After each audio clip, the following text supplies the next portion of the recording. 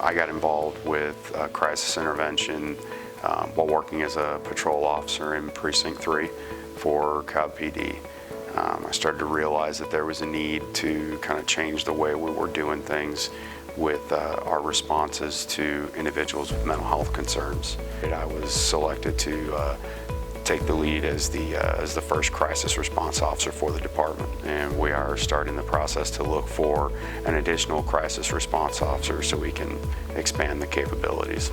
I've been working with Officer King since August of 2020, helping them out, providing a licensed clinician to be on scene when we go out on emergency calls, or to follow up on a lot of, follow up on scenes after, officer has been out there and has found somebody in need of mental health or substance abuse connections. So we'll deal with a variety of things, suicide, threats, attempts, individuals with any sort of mental health disorder or concerns, and those can come from anything from a traffic accident or a domestic disturbance, a business dispute, suspicious person, pretty much anything that once an officer realizes there's a behavioral health or a substance abuse component to the call, they can request our assistance.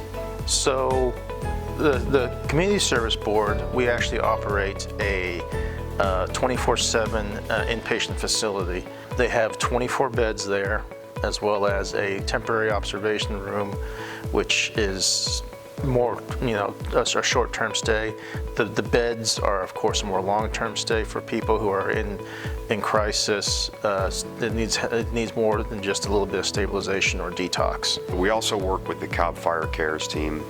Their mission primarily, it focuses on 911 overutilization.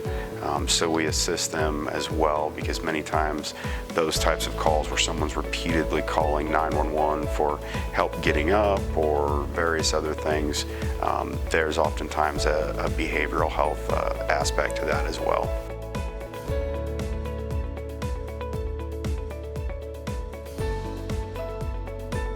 One of the first and most fantastic resources is the Cobb Community Services Board. Their website is cobbcsb.com.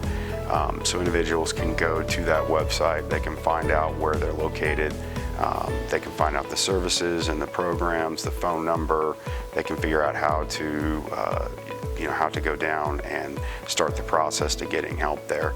That's not only valuable to the general public, but to officers as well, because they can provide that information to individuals who are in crisis or family members with someone that has mental health concerns. Another fantastic resource is the Georgia Crisis and Access Line.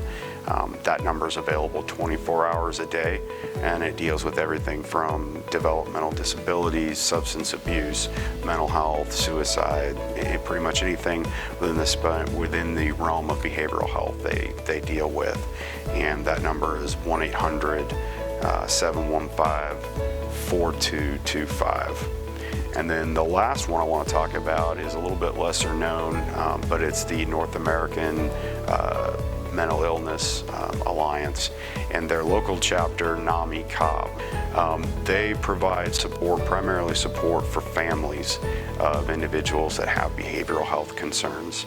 And they're a fantastic resource for individuals to get better guidance on where to seek out help for family members.